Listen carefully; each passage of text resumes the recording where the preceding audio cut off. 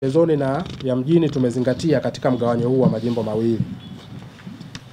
Mheshimiwa Mwenyekiti, katika kugawa jimbo letu la Mbeya pia tuliangalia maeneo ambayo yanatambulisha mji wetu wa Mbeya kwa maana ya CBD, Central Business District, kata za Sisimba, Maendeleo, Mbalizi Road, Sinde, Maanga, Rwanda, Forest, Yela na Ghana na Nzovwe. Hizi ziendelee kubaki kwenye eneo moja, jimbo moja, ili ziendelee kutambulisha mji wetu wa Mbeya. Lakini pia Mheshimiwa Mwenyekiti, kwenye uwiano wa ugawaji wa majimbo haya hautofautiani sana kiidadi ya watu.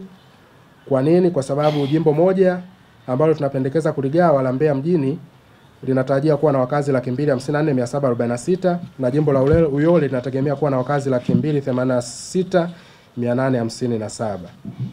Lakini pia katika uwiano wa kikata, jimbo la Mbeya mjini linategemea kuwa na kata 23. Na jimbo la Uyole tunategemea kuwa na kata 13.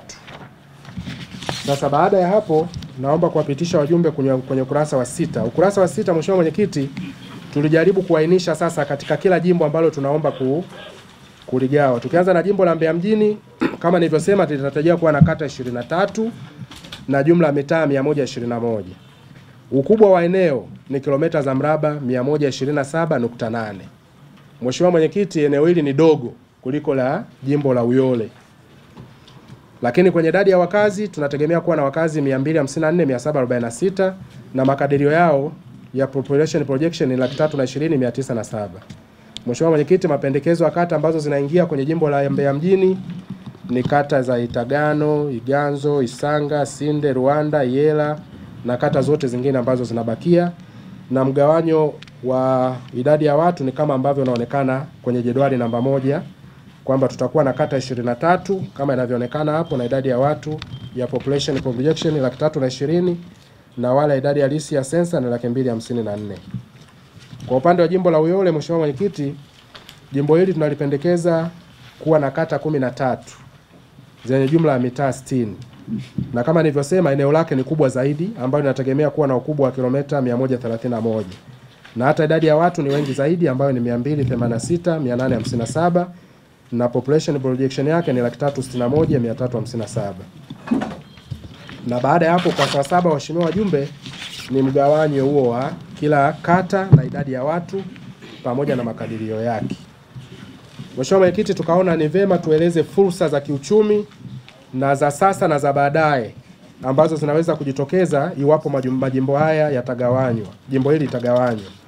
Tukianza na jimbo la Uyole, Mheshimiwa Mwenyekiti, kuna fursa nyingi za upimaji wa viwanja katika kata za Nsalaga, Iganjo, Iduda, Mwakibete na Mwansekwa.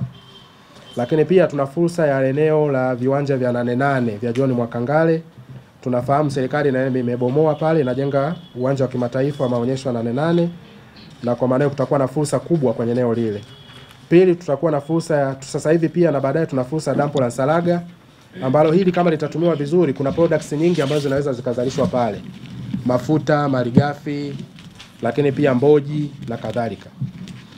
Lakini pia kuna fursa ya uwepo wa viwanda mbalimbali, lakini pia kuna fursa ya uwepo wa taasisi.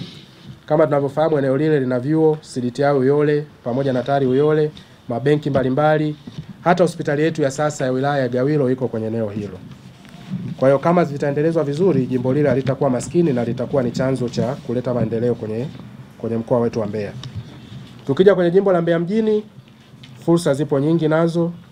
Kuna stendi ya Old Airport, eneo la Windini. Tuna miradi pia wekezaji karibu 6 iko kwenye eneo hili. Uwepo wa viwanda na vitega uchumi. Tuna masoko, tuna stendi zinajengwa kwenye maeneo haya. Uwepo wa taasisi mbalimbali za kutoa huduma kama vile mabenki. Lakini pia uwepo wa vituo vya afya, kwa mfano Rwanda na kadhalika, Yela. Fursa ya upimaji wa viwanja ipo katika maeneo ya Ziwa, Itagano na kadhalika.